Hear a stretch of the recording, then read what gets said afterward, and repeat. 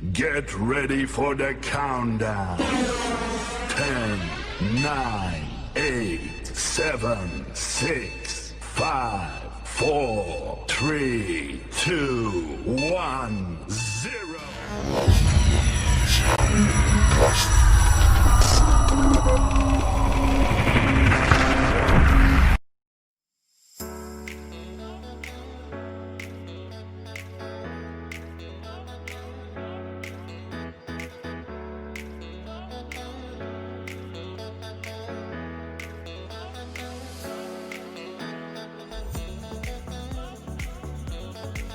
Assalamualaikum warahmatullahi wabarakatuh. Hai teman-teman, perkenalkan nama saya Udil Azmi Parinduri. Saya dari Prodi Perbankan Syariah 3B, Fakultas Ekonomi dan Bisnis Islam, Universitas Islam Negeri Sumatera Utara. Nah, di video kali ini saya akan sedikit menceritakan bagaimana kehidupan masyarakat di desa.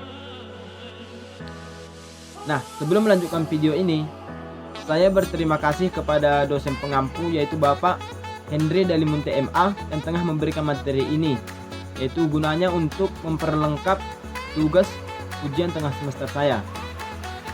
Baik teman-teman, di sini saya akan menjelaskan sedikit bagaimana kehidupan masyarakat di desa ini, baik itu dari musim menjaga tanaman padi dari hama burung hingga musim pemanen padi. Dan di sini juga bahkan saya akan menceritakan bagaimana proses masyarakat di sini memanen padi dan proses pemisahan antara buah dan kulit padi. Dan teman-teman, di sini saya juga akan menceritakan sedikit bagaimana susunan pemukiman di desa ini. Nah, bagi teman-teman, tolong tonton video ini dengan baik dan jangan lupa like, share, and subscribe.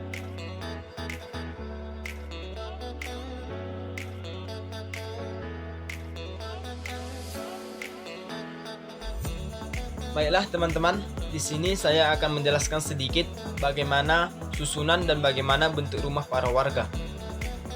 Nah, menurut pengamatan saya, bahwa bentuk rumah para warga di sini sudah mengikuti zaman modern. Mengapa saya katakan demikian?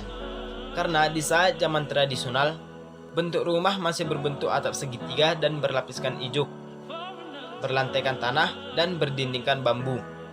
Namun menurut pengamatan saya, saat ini di sini sudah beratapkan seng, sudah berdindingkan papan, bahkan juga ada tembok, serta berlantaikan semen ataupun sudah yang berlantaikan keramik. Sebagian juga rumah para warga di sini sudah memiliki jendela kaca. Dan untuk susunan pemukiman di desa saya ini, rumah-rumah warga berkumpul pada satu titik, atau juga bisa disebut jarak antara satu rumah warga ke rumah lainnya itu tidak terlalu jauh. Kemudian, teman-teman, untuk mata pencaharian di desa saya ini lebih dominan, yaitu mata pencahariannya bertani. Salah satunya adalah bertani padi. Nah, teman-teman, di sini saya akan menjelaskan sedikit tentang bagaimana proses bertani padi yang baik dan benar.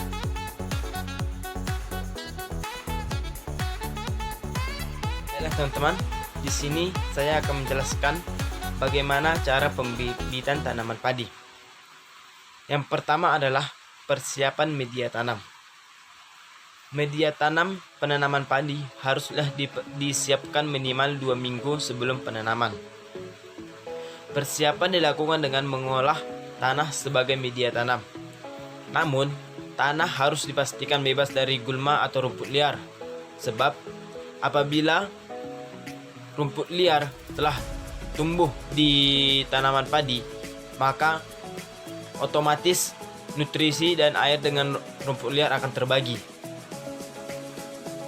Kemudian yang kedua yaitu pemilihan bibit.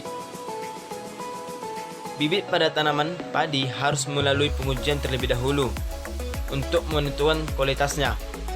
Pengujian biasanya dilakukan dengan merendam sekitar 10 butir benih padi dalam air.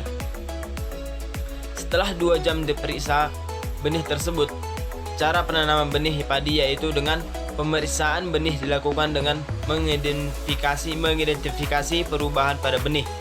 Jika terdapat lebih dari 90 butir benih atau lebih dari 90% benih mengeluarkan kecambah, maka artinya benih tersebut berkualitas unggul dan bermutu tinggi.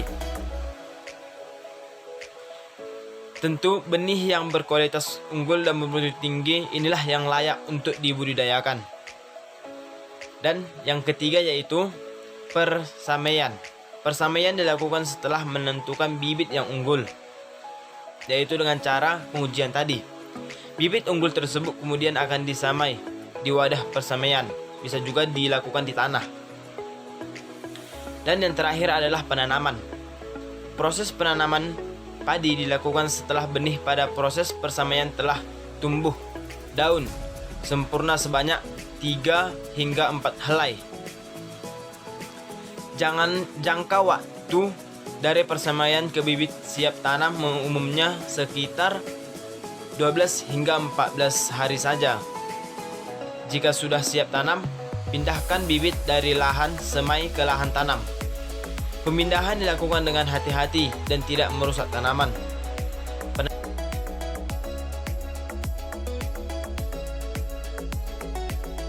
Baik teman-teman, di sini pertama saya akan menceritakan bagaimana cara atau kebiasaan masyarakat menjaga tanaman padinya dari hama burung. Nah, teman-teman, hal yang pertama dibuat oleh masyarakat di sini yaitu membuat sesuatu yang ditakuti oleh burung. Yang pertama itu membuat tali di sekeliling sawah atau di sekeliling padi yang gunanya untuk menakuti burung tersebut apabila tertiup angin. Nah, apabila tertiup angin akan kedengaran suara aneh. Otomatis burung akan mengira itu adalah suara yang menjaga padi. Yang kedua, masyarakat biasanya juga akan membuat orangan sawah yang gunanya untuk menakuti burung juga, yaitu burung akan mengira bahwa orangan sawah itu adalah orang yang tengah menjaga padinya. Nah, dan cara yang ketiga itu biasanya masyarakat di sini akan membangun atau membuat rumah-rumahan yang sederhana, baik itu di tengah maupun di ujung sawah. Itu gunanya untuk tempat istirahat maupun tempat berteduh. Contohnya apabila matahari sedang panas atau tengah hujan, maka masyarakat akan dominan berteduh di situ. Dan gunanya juga masyarakat tanpa harus capek gitu keliling-keliling mengelilingi sawah untuk mengusir burung. Cukup dengan duduk di situ saja, kemudian menarik tali tadi dan cukup dengan berteriak. Nah, dari situlah masyarakat akan mengusir burungnya tanpa harus mengelilingi padi begitu lebar gitu. Jadi masyarakat di sini masih menggunakan cara-cara tradisional, yaitu contohnya tadi membuat sesuatu yang ditakuti.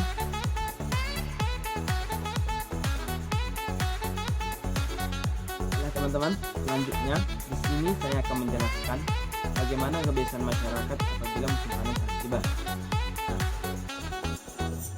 di sini saya akan menceritakan bagaimana cara masyarakat memanen padi, yaitu dengan menggunakan arit bibitan atau yang biasa disebut di sini itu dengan sabi.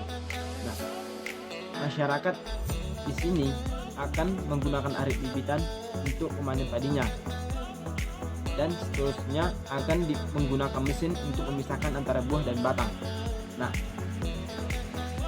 sistem masyarakat apabila musim panen telah tiba di desa ini itu dengan menggunakan sistem kerjasama, di mana masyarakat di sini masih menjunjung sistem tradisional, yaitu di mana memanen padi tidak hanya satu atau dua orang saja, bahkan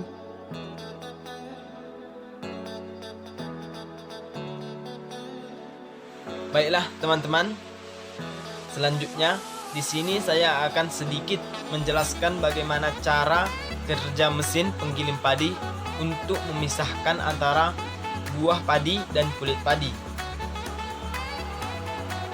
dalam pemisahan antara buah dan kulit padi ini belum sepenuhnya dilakukan oleh mesin. Namun, masih diperlukan beberapa orang untuk membantu kerja mesin tersebut. 1 orang untuk menuangkan padi ke dalam mesin pemisah buah dan kulit padi. Nah, setelah diproses di mesin, di sisi yang satu akan keluar beras sebagai buah padi dan di sisi yang lainnya akan keluar kulit padi. Dalam hal ini diperlukan lagi anggota untuk memindahkan beras dan kulit padi dari mesin ke karung yang berbeda-beda.